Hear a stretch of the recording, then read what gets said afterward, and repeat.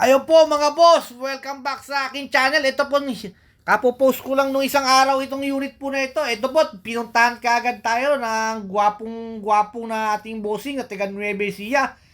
Tisoy po si bossing. At ito po, ine-inspection na po niya yung Hino na 10-wheeler wing van. At chinecheck po niya yung andal ng makina. And then, habang chinecheck ni bossing, at ito, binibidyo naman natin si bossing. At Hino 700 po ito. And then bubble top or tinatawag na high roof. Talagang napakaganda po ng unit. Talagang nung na-vlog ko po ito at kinabukasan din, tumakbo si bossing ng Subic galing Nueva Ecija. And then ito, inantay natin siya. Humabot siya ng hapon bago makarating.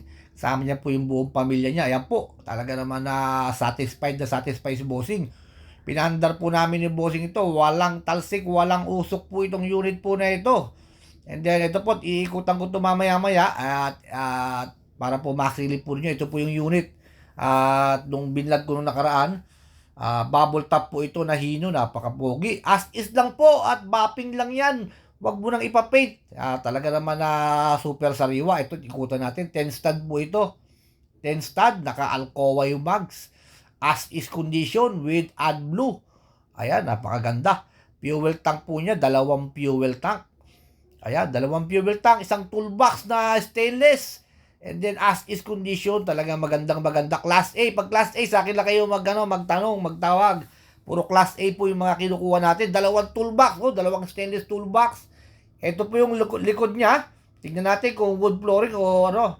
Ayun po, wood flooring. Kita nyo, may karga-karga pa ha.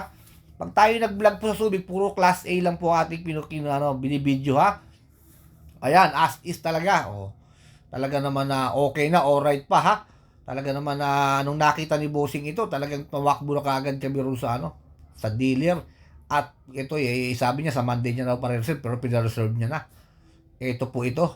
3 step po yan na Hino na yan na bubble top.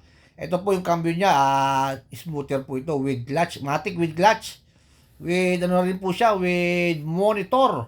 Ganda ng mga kortina niya, pati yung upuan niya, ganda, di hangin. Yan po, may clutch po yan. Sabi ni bossing, lahat ng truck niya, puro may clutch. Tuwan-tuwa siya dahil ayaw daw bumili ng mga tao ng may clutch kasi raw kala nila mabagal. Pero malakas daw, sabi ni bossing. Nasa driver lang daw po ang paggamit ng ganyang mga unit dahil pangatlong unit na ni bossing ito. Kaya sabi ni bossing, sige at huwag kayo bumili ito, ako ang bibili niyan. Ayan po si bossing. Tisoy po si bossing ha. Bossing, maraming salamat sa inyo. Magandang buhay, naghahanap ka ba ng truck sa Subic? Tumawag na kay Subic Truck TV at magpagay.